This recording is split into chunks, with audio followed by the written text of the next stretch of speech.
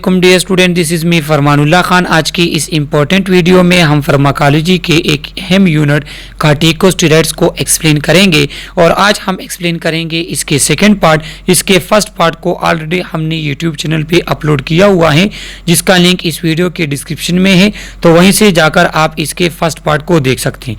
तो second part में हम ये एक्सप्लेन करेंगे कि जो कार्टिकोस्टेरॉइड्स का जो एंटी इन्फ्लेमेटरी और इम्यूनोसप्रेसिव एक्शन है तो वो किस तरह है।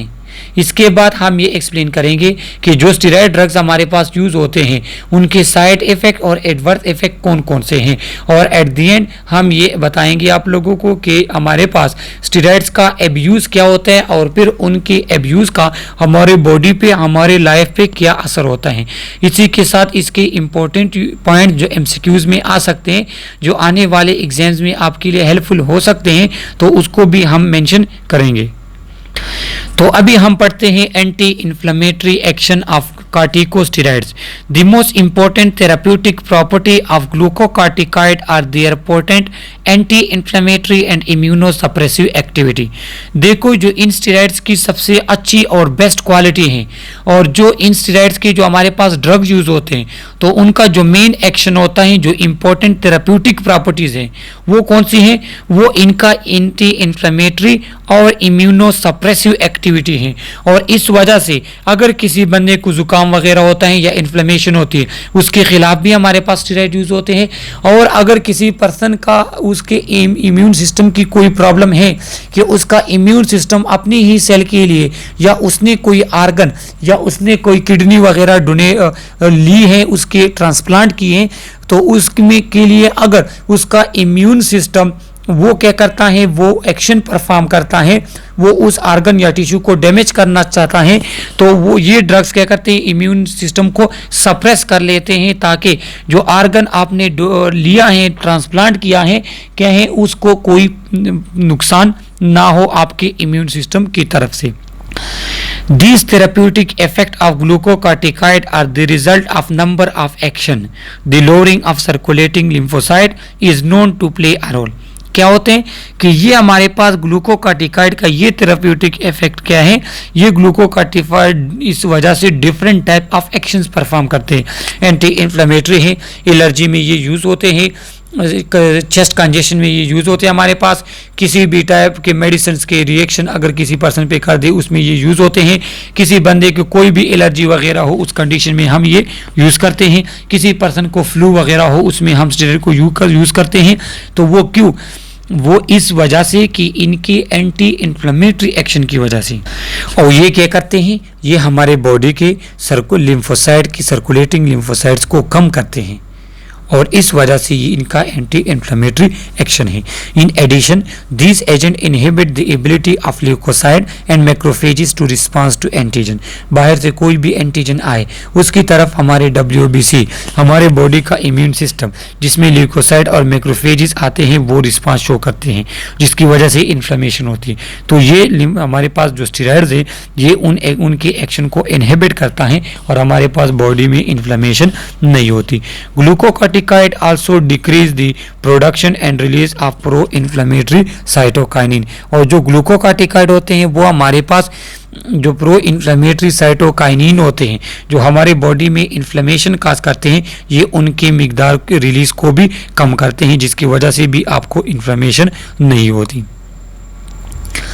They inhibit phospholipase A2 which block the release of arachidonic acid, the precursor of prostaglandin and leukotriene from the membrane bound phospholipid। क्या करता है, ये हमारे पास फास्फोलाइपेज इंजाइम्स को इनहिबिट करता है, क्योंकि फास्फोलाइपेज इंजाइम आर्चिडोनिक एसिड्स की रिलीज कराता है, जो हमारे पास प्रोस्टाग्लैंडिन एंड ल्यूकोट्रिन्स का प्रिकर्सर है, और यही दो हमारे पास ऐसे फैक्टर हैं जिसकी वजह से ये इन्फ्लेमेशन को रोकता है। तो ये लाइपेज की फास्फोलाइपेज इंजाइम्स की सेक्रेशन को इनहिबिट करके प्रोस्टाग्लैंडिन और ल्यूकोट्रीन की रिलीज को कम करता है और आपके पास एंटी इंफ्लेमेटरी एक्शन परफॉर्म करता है। The decrease production of prostaglandin and leukotriene is believed to be central to the anti inflammatory action. और यही प्रोस्टाग्लैंडिन और ल्यूकोट्रीन्स की प्रोडक्शन को कम करना, यही हमारे पास एक की फैक्टर है एंटी इंफ्लेमेटरी एक्शन ऑफ ग्लूकोकार्टिकाइड या कार्टिकोस्टेरॉइड्स का। Lastly, these agents influence the inflammatory response by stabilizing mast cell and basophil membrane, resulting in decreased histamine release। क्या करता है कि वो एजेंट जो आपके बॉडी में इन्फ्लेमेटरी रिस्पांस को इन्फ्लुएंस करते थे, इन्फ्लेमेटरी रिस्पांस शो करते थे, ये स्टेरॉइड्स आपके पास उन फैक्टर्स को क्या कर लेते हैं, उन एजेंट को कम कर देता है और जिसके नतीजे में क्या होते हैं, जिसके नतीजे में आपके पास इन्फ्लेमेशन नहीं होती। अब इन कार्टिकोस्टेरॉइड या इन हमारे पास स्टेरॉइड्स हार्मोन और ड्रग्स का हमारे कार्डियोवास्कुलर सिस्टम पे क्या इफेक्ट होता है। दे आर पॉजिटिव आयोनोट्रॉपिक, ये हमारे बॉडी के हार्ट पे पॉजिटिव आयोनोट्रॉपिक हैं, मतलब ये हार्ट की कंट्रैक्टिलिटी को इंक्रीज करते हैं। Shorten PR interval, PR interval को ये शॉर्ट करते हैं। पीआर इंटरवल कब होते हैं कि जब हमारे पास आर्ट्रियल और वेंट्रिकल की डीपोलराइजेशन होती है, जब आर्ट्रियम आपके पास कंट्रैक्ट होते हैं, वेंट्रिकल रिलैक्स होते हैं और इनका जो आपके आपस में जो इंटरेक्शन है तो वो आपके पास पीआर इंटरवल देता है। तो ये क्या करते हैं, ये उस पीआर इंटरवल को शॉर्ट कर लेते हैं, मतलब आपके आर्ट्रिकल्स और वेंट्रिकल तेजी के साथ कंट्रैक्ट होते हैं, जल्दी से कंट्रैक्ट होते हैं नॉर्मल से, और ये क्या करता है, ये आपके पास पीआर इंटरवल को शॉर्ट करके ये पॉजिटिव आयोनोट्रॉपिक है। Increase sensitivity of vascular response to adrenaline and noradrenaline, और ये क्या करते हैं, ये आपके वेसल्स के रिस्पांस को इंक्रीज करता है एड्रेनलिन और नॉन एड्रेनलिन की तरफ। अब हमारे पास अगर कोई पर्सन जो है वो शॉक में है या किसी पर्सन की हार्ट रेट वो आपके पास कंट्रैक्टिलिटी कम है, तो उस कंडीशन में ये स्टेरॉइड हाइड्रोकार्टिसोन वगैरह यूज होते हैं। तो ये क्या करते हैं, ये हार्ट की कंट्रैक्टिलिटी को इंक्रीज करते हैं और हमारे वेसल्स की जो रिस्पांस है एड्रेनलिन और नॉन एड्रेनलिन की तरफ जो क्या करते हैं, जो बीपी वगैरह को मेंटेन रखते हैं, जो हमारे पास शॉक में यूज होते हैं, जो इमरजेंसी कंडीशन में यूज होते हैं, तो ये क्या करते हैं, हमारी वेसल्स की सेंसिटिविटी इन मेडिसिन की तरफ इंक्रीज करते हैं। ब्लड वॉल्यूम इज इंक्रीज, ये ब्लड वॉल्यूम को इंक्रीज करते हैं, एल्डोस्टेरोन इफेक्ट इनका होता है। ये स्टेरॉइड इंड्यूस हाइपरटेंशन और ये ब्लड वॉल्यूम को इंक्रीज करते हैं और ऊपर से कंट्रैक्टिलिटी को इंक्रीज करते हैं, तो ये आपके पास हाइपरटेंशन भी काज करते हैं अगर नॉर्मल से ज़्यादा आप यूज़ करें। Effect on blood, decrease in lymphatic tissue and in circulating lymphocyte, ये लिम्फेटिक टिश्यू की मास को डिक्रीज करके लिम्फोसाइट्स की सर्कुलेटिंग लिम्फोसाइट्स को कम करके ये कम करते हमारे बॉडी में। Increase in neutrophil platelets and RBC, ये न्यूट्रोफिल प्लेटलेट्स और आरबीसी की लेवल को इंक्रीज करते हैं, जहाँ से उनकी प्रोडक्शन होती है उनको स्टिमुलेट करते हैं ताकि आपके पास ज़्यादा से ज़्यादा आरबीसी और प्लेटलेट्स बने। Clotting time shorten presumably due to increase in platelets count, clotting time किसे कहते हैं, वो टाइम जिसमें आपके पास आपका ब्लड क्लॉट हो। तो ये क्या करता है, ये आपके पास जब प्लेटलेट्स आपके पास ज़्यादा हो गए तो क्लॉटिंग टाइम आपके पास कम हो जाता है, तो ये क्लॉटिंग टाइम डिक्रीज करते हैं। ग्रोथ पे क्या इफेक्ट होता है, large doses retarded the growth of children, blunting growth, hormone release. क्या होता है कि ये आपके पास ग्रोथ को डिक्रीज करते हैं। जब छोटे बच्चे अगर ज़्यादा मिकदार में ये स्टेरॉइड लेते हैं तो वो रिटार्डेड रह जाते हैं, उनकी ग्रोथ आपके पास रिटार्डेड रह जाती है, ब्लंट रह जाती है। System affected are, musculoskeletal system को ये इफेक्ट करते हैं। Teeth, cellular activity at epiphyseal cartilage, देखो हमारे पास बोन का जो ऑलरेडी एनाटमी एंड फिजियोलॉजी में मैंने एक्सप्लेन किया है कि ये हमारे पास क्या है कि ये जो बोन के पोर्शन होते हैं तो ये क्या होते हैं कि इसका जो ये एंड वाले पोर्शन हैं यहाँ पे एपिफिजियल प्लेट्स होते हैं जहाँ पे आपके पास इंक्रीज आता है बोन में। तो ये क्या करते हैं, ये एपिफिजियल कार्टिलेज को इफेक्ट करके आपके पास बोन की फिर लेंथनिंग नहीं हो, बोन की ग्रोथ नहीं होती और ये आपके क्या रहते हैं, स्टंटेड फॉर्म में आपकी ग्रोथ रह जाती है छोटे बच्चों में अगर वो हाई डोज में इनको यूज करें।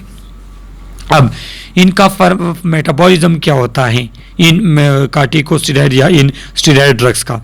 Plasma protein bond 90% to plasma protein mostly corticosteroid binding globulin और एल्बुमिन। क्या होते हैं कि 90% तक प्रोटीन हमारे पास क्या होते हैं, ये प्लाज्मा की प्रोटीन के साथ अटैच होते हैं हमारे ब्लड में। इनका हाफ लाइफ 90 से लेके 110 मिनट तक होता है, जो एमसीक्यूज के लिए आप इसको याद रख ले। कंजुगेशन इन लिवर में इनकी कंजुगेशन होती है, जिसकी वजह से ये हमारे पास क्या बनाते हैं, जिसकी वजह से ये हमारे पास डाईहाइड्रोकार्टिसोल बना लेते हैं। उसके बाद ये टेट्राहाइड्रोकार्टिसोल बनाते हैं और फाइनली इनकी एक्सक्रीशन जो होती है वो थ्रू यूरिन होती है। तो ये इंपॉर्टेंट पॉइंट्स यहाँ पे ये हैं कि अगर कोई फंक्शन लिवर प्रॉब्लम के साथ है या किडनी प्रॉब्लम के साथ है तो उस पर्सन में आपने क्या करना है, इंतहाई एहतियात के साथ ये स्टेरॉइड आप यूज करेंगे। जो हमारे पास सिंथेटिक स्टेरॉइड है prednisone and prednisolone are more potent anti inflammatory, तो वो हमारे पास ज़्यादा पोटेंट एंटी इन्फ्लेमेटरी हैं जो हमारे पास सिंथेटिक स्टेरॉइड्स हैं। सबसे अच्छे एंटी इन्फ्लेमेटरी एक्शन उनका होता है, एमसीक्यूज के लिए याद रख ले। रूट ऑफ एडमिनिस्ट्रेशन, तो हमारे पास डिफरेंट रूट ऑफ एडमिनिस्ट्रेशन इसके यूज होते हैं। ये हमारे पास टॉपिकल जो है वो स्किन के ऊपर हम यूज करते हैं, eye muscles membrane mucous membrane के थ्रू हमारे पास जो है वो स्टेरॉइड यूज होते हैं। Different type of creams and ointment के फॉर्म में आते हैं। इनहेल स्टेरॉइड भी हमारे पास यूज होते हैं, अक्सर इनहेलर हम इसके यूज करते हैं, या हमारे पास जो किस चीज़ में यूज होते हैं, हमारे पास जो नेबुलाइजेशन वगैरह में यूज होते हैं, जो साइनस म्यूकोजा ब्रोंकाई लंग्स वगैरह की कंजेशन या वहाँ पे कोई ड्राइनेस वगैरह हो उस डिजीज़ को ट्रीट करने के लिए। ओरल फॉर्म में भी हमारे पास ये यूज होते हैं, जिस तरह हमारे पास प्रेडनिसोन या प्रेडनिसोलोन है तो ये ओरल फॉर्म ऑफ क्या है हमारे पास स्टेरॉइड्स का। ये पेरेंटल फॉर्म में भी यूज होते हैं, जिस तरह सिंपल हमारे पास क्या है डेक्सा जो कि एक मशहूर स्टेरॉइड है, और हाइड्रोकार्टिसोन हमारे पास यूज होते हैं, तो वो पेरेंटल फॉर्म है, आईवी या आईएम फॉर्म है। सही है, तो ये डिफरेंट रूट ऑफ एडमिनिस्ट्रेशन है, एमसीक्यूज के लिए याद रख ले। अच्छा, यहाँ पे डिफरेंट स्टेरॉइड दिए गए हैं, उनकी पोटेंसी दी गई है और उनका रूट ऑफ एडमिनिस्ट्रेशन दिया गया है, और ये तमाम आप लोगों ने एमसीक्यूज के लिए देखने हैं। सही है, ये एज सच क्वेश्चन में तो नहीं आते, लेकिन इससे एक या दो एमसीक्यूज लाजमी आता है कि इनकी जो एंटी इन्फ्लेमेटरी पोटेंसी इसकी 1 है, इसकी 0.18, इसके बाद प्रेडनिसोन की 3.5, प्रेडनिसोलोन की हमारे पास 4 है। तो ये क्या है, ये आप एमसीक्यूज के लिए ये 2 स्लाइड जो है ये आपने एमसीक्यूज के लिए रटा करने हैं। सही है। थेराप्यूटिक यूजेस, एंडोक्राइन डिसऑर्डर में हमारे पास ये यूज होते हैं different type of steroid drugs, जो अभी यहाँ हमने पढ़े। देखो ये जो हमारे पास ड्रग्स हैं तो ये कहाँ पे यूज होते हैं, ये हमारे पास different type of endocrine disorder. अगर प्राइमरी एड्रीनोकार्टिकल इंसफिशिएंसी है कि आपके पास एड्रिनल ग्लैंड में कोई प्रॉब्लम है, या सेकेंडरी आपके पास एक कहता है पिट्यूटरी ग्लैंड में कोई प्रॉब्लम है और आपके पास वो एसीटीएच को रिलीज नहीं करता, जो ऑलरेडी फर्स्ट पार्ट में हमने एक्सप्लेन किया है कि हमारे पास एड्रेनल हार्मोन की रिलीज किस तरह होती है। तो अगर आप इस यूनिट का फर्स्ट पार्ट पढ़ लें तो ये फिर आपके लिए इजी हो जाएगा। तो अगर आपके पास प्राइमरी एड्रेनोकार्टिकल इंसफिशिएंसी है, सेकेंडरी है या टर्शियरी है, तो इन तीनों के लिए आपके पास फिर ये मेडिसिन, ये स्टेरॉइड्स यूज होते हैं। कंजेनिटल एड्रिनल डिसऑर्डर अगर किसी बंदे को है पैदाइश से कि उसके एड्रिनल ग्लैंड में कोई प्रॉब्लम है, एड्रिनल हार्मोन उसके रिलीज नहीं होते, तो उस कंडीशन में भी आप फिर इसको यूज कर सकते हैं। इसके बाद हमारे पास ऑटो इम्यून डिजीज हैं कुछ, और कुछ एलर्जिक डिजीज हैं, तो उसमें भी हमारे पास ये मेडिसिन यूज होती हैं, जिस तरह डेक्सा हो गया, हाइड्रोकार्टिसोल स्टेरॉइड ड्रग्स हो गए। अगर सिस्टेमेटिक ल्यूपस एरिथेमेटोसिस हैं, कब कैसे कि जब आपके ये ऐसी डिसऑर्डर है जिसमें आपके पास क्या हो जाते हैं, जिसमें आपके पास different types of secretions, hyper secretions होती है, ये आपके पास इम्यून सिस्टम की एक डिसऑर्डर है।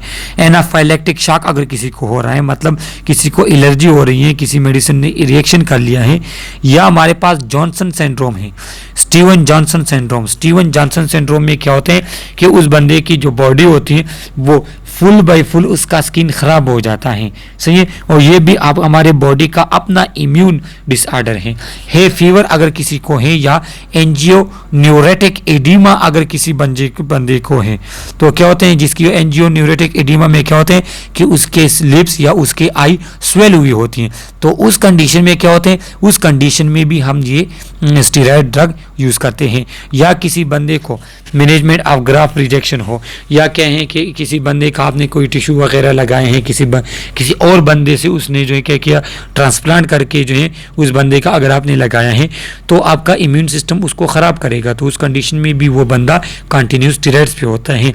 डर्माटोलॉजिकल अगर कोई प्रॉब्लम है, स्किन का कोई प्रॉब्लम है, या आई का कोई प्रॉब्लम है, रिस्पायरेटरी कोई कंजेशन वगैरह है, न्यूप्लास्टिक डिजीज़ अगर किसी बंदे को है, कोई एक्यूट इन्फेक्शन है, या आपके पास क्या है कि एंटी स्ट्रेस वगैरह है, या कोई टॉक्सिक इफेक्ट है किसी मेडिसिन का, या एंडोटॉक्सिक किसी बंदे को शॉक हो रहा है, या किसी भी मेडिसिन ने किसी बंदे पे रिएक्शन कर लिया, तो उस कंडीशन में भी हम इस मेडिसिन को यूज़ कर सकते हैं।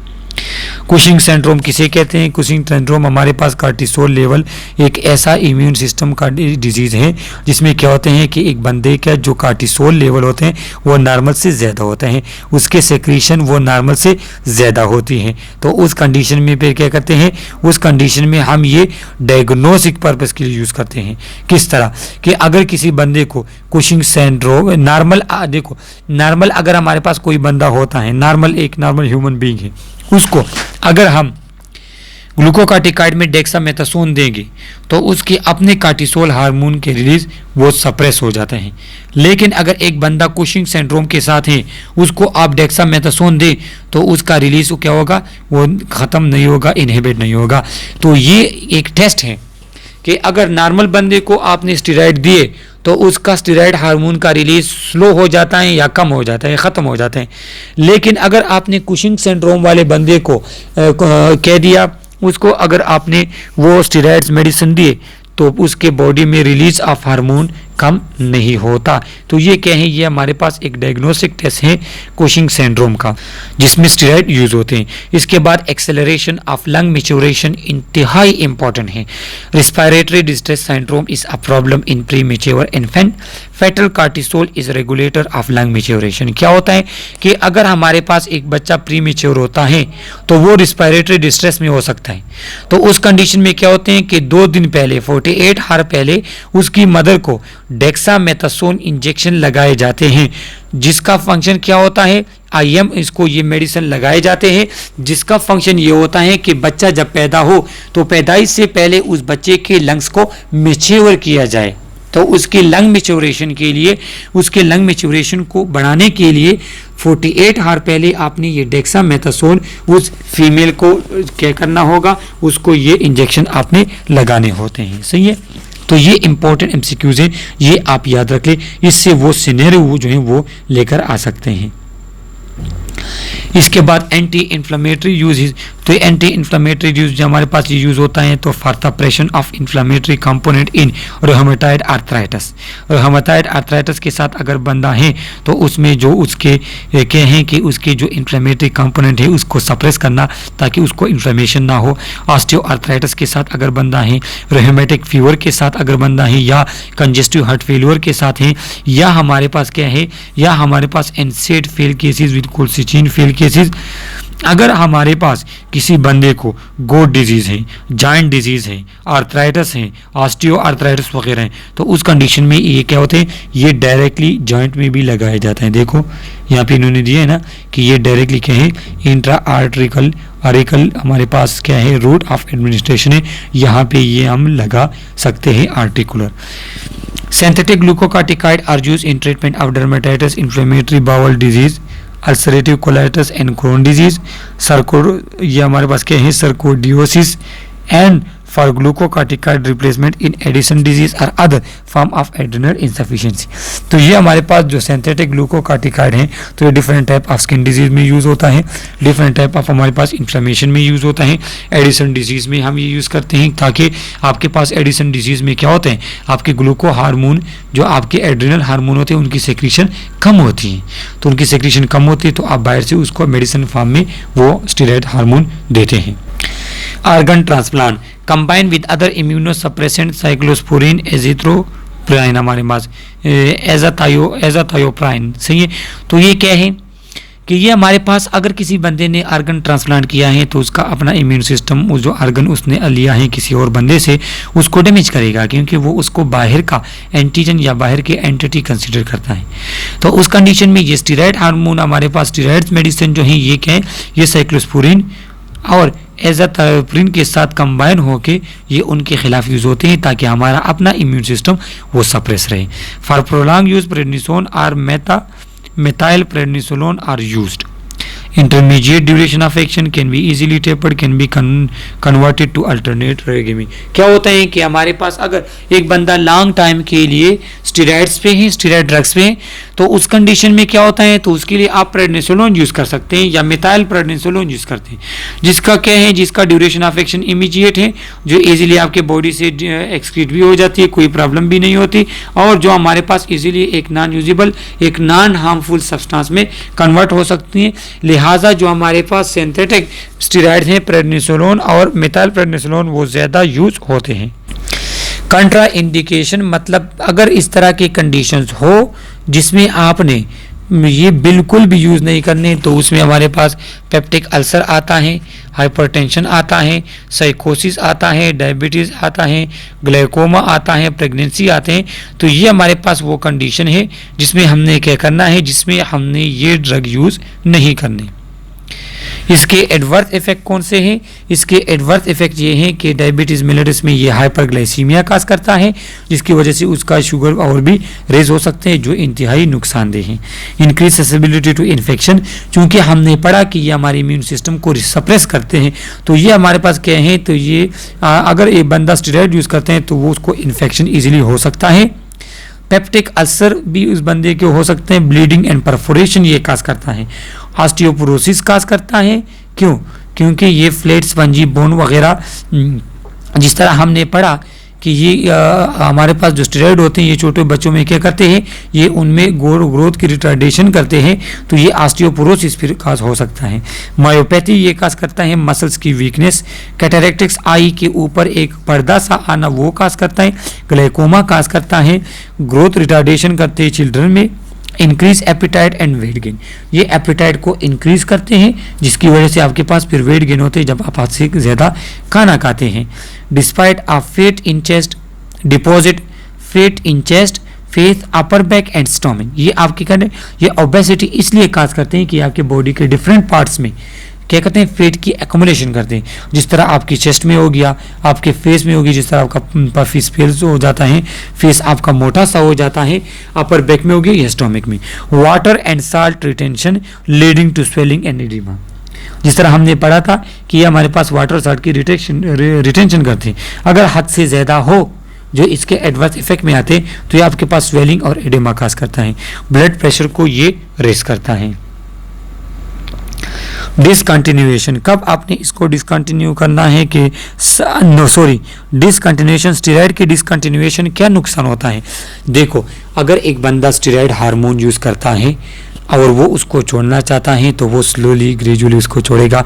एकदम से अगर आप उसको डिसकंटिन्यू कर लेते हैं तो फिर आपको प्रॉब्लम क्या होगी? प्रॉब्लम फिर यहाँ पे आप देख लें कि sudden discontinuation of this drug can be serious problem if patient has suppression of hypothalamic pituitary axis.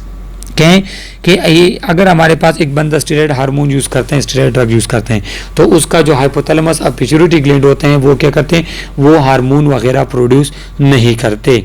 अगर एकदम से उसने बाहर से वो हार्मोन लेना ख़त्म छोड़ दिया तो फिर वो क्या करेगा, तो फिर उसमें बहुत ज़्यादा जो है वो प्रॉब्लम आ सकती हैं और वो डिफिशियंसी एक एक्यूट डिफिशियंसी में जा सकता है। In this case abrupt removal of corticosteroid cause acute adrenal insufficiency that can be fatal, ये हमारे पास एक्यूट एड्रिनल इंसफिशियंसी काज कर सकता है जो कि इंतहाई नुकसानदेह है। This risk couple with the possibility that withdrawal might cause an exacerbation of the disease mean that the dose must be tapered slow according to individual tolerance. एक बंदा को एक डिजीज है, उसने एकदम से ये स्टेरॉइड यूज़ करना छोड़ दिए, तो वो स्टेरॉइड यूज़ करने से जो उसको प्रॉब्लम होगी वो उसकी अपनी डिजीज से ज़्यादा हो सकती है। लिहाजा इसको आपने स्लोली एंड ग्रेजुअली इसको कम करना है और इसके साथ अपने उस पेशेंट को आपने मॉनिटर भी करना है। सही है। Side effect are minimize by taking the lowest dose possible. देखो सबसे कम से कम जब स्टेरॉयड डोज यूज़ करेंगे उतने कम आपके पास इसके साइड इफेक्ट होंगे और उतना ज़्यादा आप इसका एक्शन होगा आपके बॉडी में। It is important to avoid self regulation of dose either by adding more or stopping the drug without schedule. सही क्या कर सकते हैं कि आप इसकी सेल्फ रेगुलेशन ना किया करें, बल्कि अंडर डॉक्टर प्रिस्क्रिप्शन एक स्पेसिफिक सेटअप के साथ आपने इसके डोज को कम करना है या इसके डोज को आप बढ़ा सकते हैं under supervision of your doctor. Steroid must be gradually reduce to permit the adrenal gland to resume natural cortisol production. इसको आपने स्लोली एंड ग्रेजुअली कम करना होगा ताकि आपके एड्रिनल ग्लैंड को टाइम मिल सके कि वो स्लोली एंड ग्रेजुअली अपने हार्मोन की प्रोडक्शन की रिलीज को बढ़ा सके। Eliminating dose too quickly can result in adrenal crisis. अगर एकदम से आप इसको ख़त्म कर ले, इसका यूज़ कम कर ले, ना यूज़ करें तो क्या करेगा, तो जी इसके अपने फंक्शन थे आपके हार्मोन के वो एकदम से स्टॉप हो जाते हैं, ग्लूकोज लेवल आपका कम हो जाता है, आप जो है स्ट्रेस वगैरह को कोप नहीं कर सकते, इसके साथ एनर्जी आपकी बॉडी में कम हो जाती है, आपका बीपी कम हो जाता है, हार्ट रेट कम हो जाती है और आपके पास जो कहें हार्ट की कंट्रैक्टिलिटी वो कम हो जाती है जो इंतहाई नुकसानदेह है। In other possible complication is to coming off steroid is withdrawal syndrome. और ये आप में विड्रॉल सिंड्रोम भी खास कर देते हैं। विड्रॉल सिंड्रोम किसे कहते हैं कि वो प्रॉब्लम जो आपको किसी भी ड्रग के छोड़ने से होते हैं उसको विड्रॉल सिंड्रोम कहते हैं। एनाबॉलिक स्टेरॉइड्स हमारे पास क्या है कि according to National Institute on Drug Abuse anabolic steroid are synthetic substance related to male sex hormone androgen.